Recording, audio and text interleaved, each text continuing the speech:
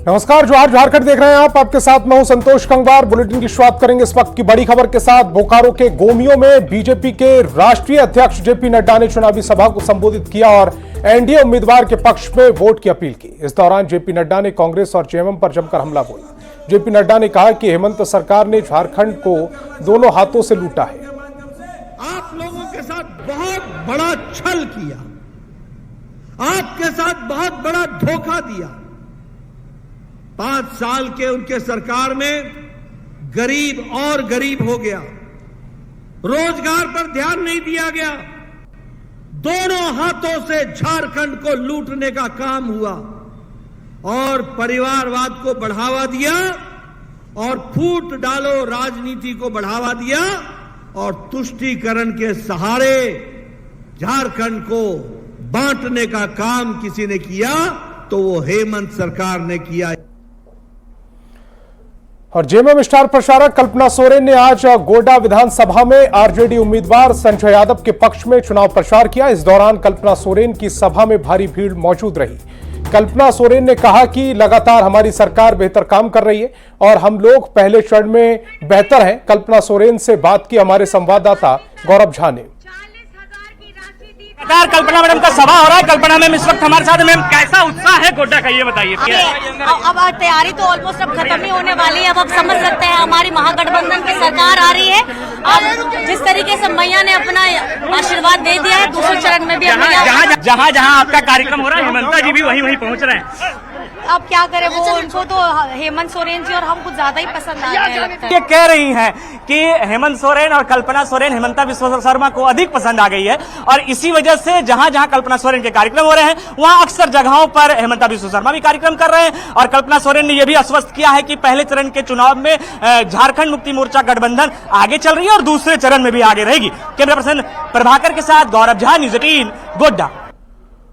और बोकारो के बेरमो में बिहार के नेता प्रतिपक्ष तेजस्वी यादव ने कांग्रेस उम्मीदवार कुमार जय मंगल सिंह के पक्ष में चुनावी सभा को संबोधित किया। इस दौरान तेजस्वी यादव ने बीजेपी पर जमकर हमला बोला।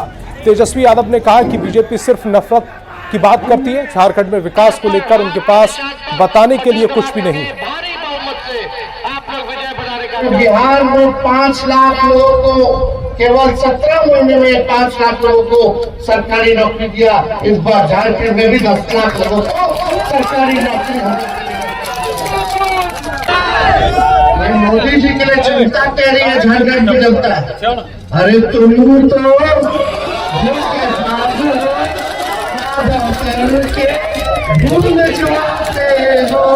धन्यवाद करूंगा आज उस परिवार के लाल को जो अपने पिता के पद चिन्हों पर चलते हुए, और मैं तो कहूँगा उनसे थोड़ा आगे ही निकल गए हैं, क्योंकि हम लोगों को ये गर्व होता है कि अगर मोदी के खिलाफ हिंदुस्तान में कोई बोलता है तो उसका नाम तेजस्वी यादव है। और झारखंड विधानसभा चुनाव को लेकर हिमाचल प्रदेश से बीजेपी नेता का झारखंड आना लगातार जारी है। ऐसे में हिमाचल प्रदेश के पूर्व सीएम जयराम ठाकुर ने झारखंड का दौरा किया। रांची में जयराम ठाकुर कांग्रेस और जेएमएम के कामकाज को लेकर हमलावर दिखे। जयराम ठाकुर से बात की न्यूज़ 18 संवाददाता संजय कुमार सिन्हा ने। विधानसभा चुनाव में हिमाचल प्रदेश से बीजेपी नेताओं का लगातार आना जारी है। हमारे साथ हिमाचल प्रदेश के पूर्व मुख्यमंत्री जयराम ठाकुर, जो कि वहां हिमाचल प्रदेश विधानसभा के नेता प्रतिपक्ष भी हैं। सर, अचानक हिमाचल प्रदेश से नेताओं का बीजेपी यहाँ झारखंड आना? ये देखिए, आने की वजह यह है कि झारखंड में भी कांग्रेस के नेता प्रचार कर रहे हैं कि हिमाचल में जो हमने गारंटी दी थी पूरी की, वो सच्चाई हम यहाँ पर बताने के लिए आए हैं। तो यहाँ तो मुख्यमंत्री हेमंत सोरेन ये कर रहे हैं कि लगातार बाहरी नेता आ रहे हैं, यहाँ के लोगों को डाइवर्ट कर रहे हैं, गुमराह कर रहे हैं। देखिए, ये देश सबका है और देश में हमारी पार्टी देश की नहीं दुनिया की सबसे बड़ी पार्टी है। अपनी पार्टी का प्रचार करने के लिए कार्यकर्ता के नाते हम सब जगह जाते हैं। आज झारखंड में भी आए हैं, लेकिन इतना मैं ज़रूर कहना चाहता हूँ कि झारखंड में ये लूट की सरकार जो रही है 5 साल, इसको बाहर का रास्ता दिखाना चाहिए और लोगों ने मन बना लिया है।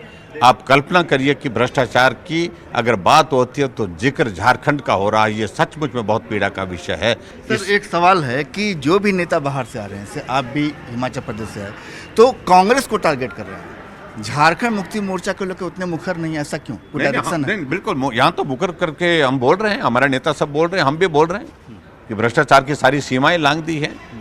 और झारखंड मुक्ति मोर्चा तो परिवार की पार्टी, परिवार की सरकार ये बनकर के रह गई और उस सूरत में यहाँ की जनता जवाब देगी निश्चित। अच्छा, बांग्लादेशी घुसपैठ के मुद्दे पर जहाँ तक आप बोल रहे हैं, क्या ऐसा कुछ आपको लगता है यहाँ घुसपैठ है? क्या चीन में जो आपको हिमाचल प्रदेश की सीमा वहाँ भी सटी हुई है चीन से, वहाँ घुसपैठ है या नहीं? देखिए, एक तो पहली बात कि हिमाचल प्रदेश में एक भी घुसपैठ नहीं है, संभव ही नहीं है। हमारी सीमा पर जो सेना है वहाँ पर कोई स्कोप नहीं देती है, मुंह तोड़ जवाब देती है। चिंता का विषय हमको ये है कि झारखंड जैसे राज्य में जहां बांग्लादेशी घुसपैठिए आ रहे हैं, बड़ी संख्या में आ रहे हैं, और यहां सत्ता को हासिल करने के लिए झारखंड मुक्ति मोर्चा और कांग्रेस सब मिल करके इंडी गठबंधन के लोग कह रहे हैं तुम आओ, तुम्हारे लिए जो सुविधा चाहिए हम देंगे, तुम हमको वोट दे दीजिए। तो मैं समझता हूँ ये बहुत दुर्भाग्यपूर्ण है और भारतीय जनता पार्टी सत्ता में आने के बाद सबसे पहले यही कार्य करेगी कि जितने भी घुसपैठिए उनको एक एक को भगाएगी। तो झारखंड विधानसभा चुनाव में गारंटी को लेकर दावे किए जा रहे हैं। जयराम ठाकुर आए हैं हिमाचल प्रदेश से, हिमाचल प्रदेश में बीजेपी से पूर्व मुख्यमंत्री रहे। वो बता रहे हैं कि कांग्रेस की सरकार जो हिमाचल प्रदेश में 2 साल पूरे हो गए, उसने कोई भी गारंटी पूरी नहीं की, लिहाजा उसी मुद्दे को लेकर वो झारखंड पहुंचे हैं। कैमरामैन उमेश के साथ संजय कुमार सिन्हा, न्यूज़ 18 रांची। और देवघर में गोड्डा सांसद निशिकांत दुबे का बड़ा बयान सामने आया। कहा कि पहले ही भविष्यवाणी की थी कि 18 नवंबर से पहले पूरा संथाल परगना मोदीमय और बीजेपी में हो जाएगा और यह बात साबित हो गई है। राजधनवाद में निर्दलीय उम्मीदवार निरंजन राय ने भाजपा का दामन थाम लिया और भाजपा को समर्थन दे दिया। जेएमएम एक परिवार की पार्टी है। मैंने आपको बताया था कि 18 के पहले पूरा झारखंड मोदी में होगा, भाजपा में होगा और संथाल परगना में कोई लड़ाई नहीं दिखेगी। उसी का प्रतिफल जो है कल राजधनवार का जो है निरंजन राय जी हैं, इसके पहले सिद्धू कान्हू के वंशज बंडल मुर्मू जी हैं। और आप देखें संथाल परगना में केवल एक मिस्त्री सोरेन को छोड़ दें तो कहीं कोई significant rebel Bharatiya Janata party का नहीं खड़ा हुआ।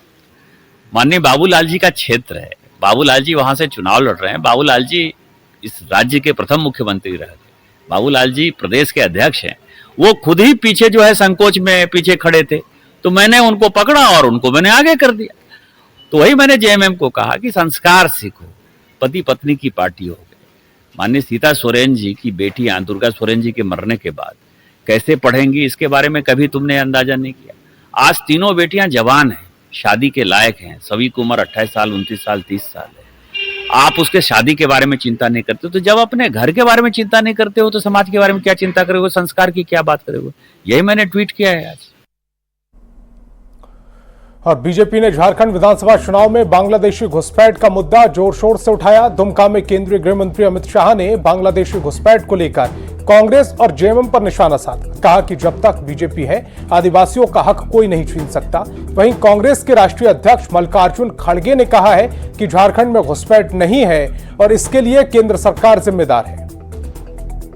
झारखंड के आदिवासियों की बेटियों को दूसरी, तीसरी, चौथे नंबर की पत्नी बनाते हैं, उनकी जमीन हड़प लेते हैं और इसके साथ साथ उनके साथ अन्याय, रोटी, बेटी और माटी की रक्षा इस हेमंत सोरेन नहीं कर सकते। उनको एक घुसपैठियों में अपना वोट बैंक दिखाई पड़ता है।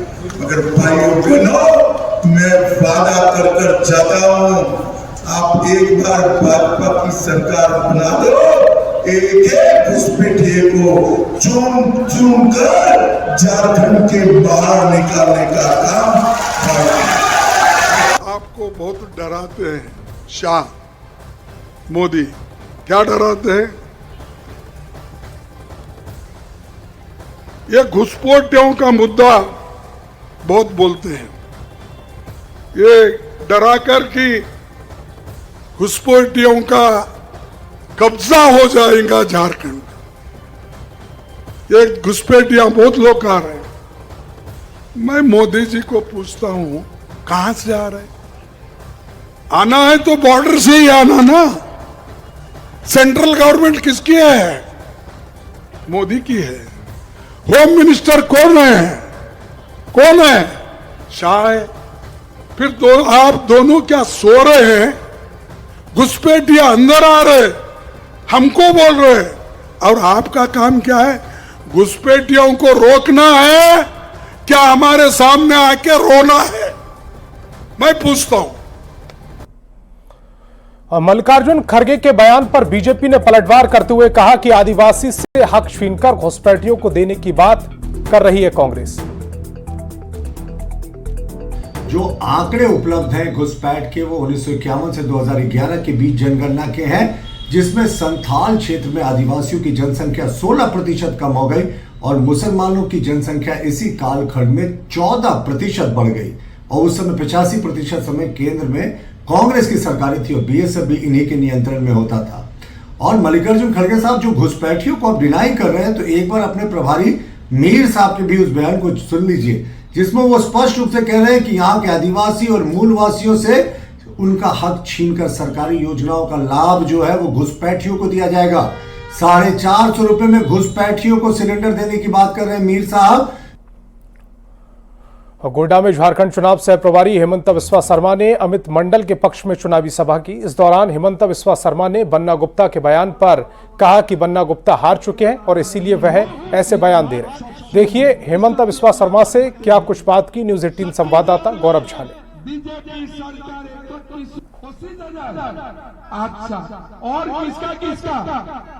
लगातार सभा चल रहा है, हेमंता जी क्या है फर्स्ट फेज के इम्पैक्ट के बारे में? देखिए, फर्स्ट फेज हम बहुत अच्छा रिजल्ट किया हूँ और सेकंड फेज में भी कोशिश हो रहा है यही रिजल्ट को दोहराने के लिए। सर कल एक बयान आया बन्ना गुप्ता का, उन्होंने कहा कि आप चाइनीज माल हैं। देखिए बन्ना गुप्ता तो हार ही चुका है ना ऑलरेडी। मुझको चाइनीज देखते हैं तो बन्ना गुप्ता को कैसा लगता है? कल्पना सोरेन आज कह रही थी कि हेमंत सोरेन और कल्पना सोरेन से अधिक प्यार हो गया, इसलिए हेमंता जी लगातार दौरा कर रहे हैं। अच्छा बात है ना, उससे क्या फर्क पड़ता है? मेरा देश है, हमारा देश है, हमारा माटी है, तो रोटी माटी बेटी को बसाने के लिए दौरा करने में क्या समस्या है? हेमंता बिस्वा शर्मा को क्या लगता है कितना सीट? अच्छा बहुमत से सरकार बनेगा। बहुत बढ़िया। सबसे कमजोर हैं आप लोग, सिर्फ 4 सीट है। वो कहीं नहीं थे, अभी पूरा बदल गया, यही तो संथाली तो है। बिल्कुल, हमारे साथ हेमंता बिस्वा शर्मा जी थे जिन्होंने कहा कि कोल्हान में हमने बेहतर किया है और संथाल की ये धरती है जहां लगातार बेहतर कर रहे हैं। कैमरा पर्सन प्रभाकर के साथ गौरव झा, न्यूज 18 गोड्डा। चलिए उस बयान को सुनवा देते हैं जो बन्ना गुप्ता ने हेमंता बिस्वा शर्मा को लेकर दिया था। इतना उनका करप्शन का मामला है, इतना उनका जो है असम में उग्रवादियों से साठगांठ का भी मामला है, और उनको तो मैं समझता हूं कि चाइनीज आइटम है, वो लिखो फेंको वाला पेन है। पिछड़ों का, कमजोर वर्ग का इन्होंने आरक्षण तोड़ा और ये लोग मौन रहे, इसलिए ये जनता से इनको माफी मांगना चाहिए। रामगढ़ में प्रदेश अध्यक्ष केशव महतो कमलेश ने इंडी गठबंधन की जीत का दावा किया। केशव महतो कमलेश ने कहा कि हम बीजेपी गठबंधन से ज्यादा सीट जीतते आ रहे हैं। इस दौरान केशव महतो ने घुसपैठ के मुद्दे पर बीजेपी को घेरते हुए कहा कि बीजेपी घुसपैठियों के मामले को हवा देकर अफवाह फैला रही है। अभी तक झारखंड में एक भी घुसपैठिया चिन्हित नहीं किया गया है। 43 सीट में कांग्रेस 17 में लड़ी और उसमें मैक्सिमम हम लोगों का बहुत अच्छा मजबूती के साथ लोगों ने लड़ने का काम किया है और अच्छी सीट हम लोगों को पहले चरण में आई। घुसपैठिया कहाँ से आते हैं? बॉर्डर पार करके आते हैं, तो बॉर्डर सिक्योरिटी की जिम्मा किन की है? ये माननीय गृह मंत्री की है, डिफेंस मिनिस्टर की है। और दुमका के दंगल में बीजेपी ने सुनील सोरेन को चुनावी समर में उतार दिया है। सुनील सोरेन जामा से विधायक और दुमका के सांसद रह चुके। सुनील सोरेन ने जेएमएम उम्मीदवार वसंत सोरेन को बाहरी बताया। उन्होंने कहा कि वसंत सोरेन ने सिर्फ लूटने का काम किया है। बीजेपी उम्मीदवार सुनील सोरेन से बात की न्यूज 18 संवाददाता अविनाश कुमार ने।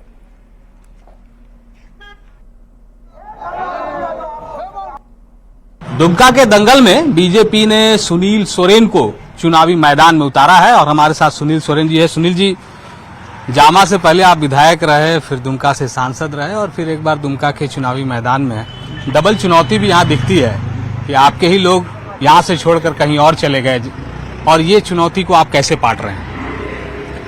देखिए, हमारा जो व्यक्ति हमारा दल छोड़ के चला गया है, यहाँ कोई प्रभाव नहीं पड़ा है और यहाँ फिर हम मजबूत हुए हैं, इसलिए हम यहाँ पर स्थानीय हैं। ये तो बसंत सोरेन, ये शिबू सोरेन, ये कहाँ का, जो वोटर लिस्ट में नाम है क्या, बूथ नंबर बता दे, मैं अपना बूथ नंबर बता दूंगा।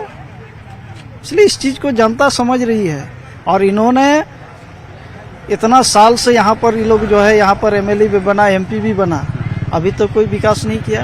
ये तो हमारा जो है बालू का तस्करी करने लगा, गिट्टी का तस्करी करने लगा, व्यापारी को धमकाने लगा। एक चीज है मैया योजना, ये सास और पुतोहू को लड़ाने वाला योजना है, इसलिए इस बात को मैं बोल रहा हूँ।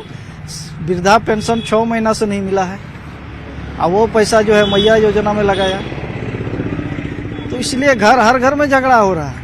ये चुनावी फंडा है, चुनाव के लिए फंडा है, उसका सब योजना फेल है। आप भी तो लाइएगा गोगो दीदी, तो वही होगा, सास बहू का झगड़ा होगा। नहीं होगा, हम लोग तो गोगो दीदी में क्या, माँ बहन हमारा दोनों है, मैया खाली नहीं है मेरा, गोगो दीदी मने गोगो मने माँ है। तो ये थे सुनील सोरेन और ये कह रहे हैं कि अगर मौका मिला तो जिस समस्या से, जिस जाम की समस्या से दुमका के लोग पस्त हैं, उसका समाधान हम करेंगे। कैमरा पर्सन के साथ अविनाश कुमार, न्यूज़ 18 दुमका।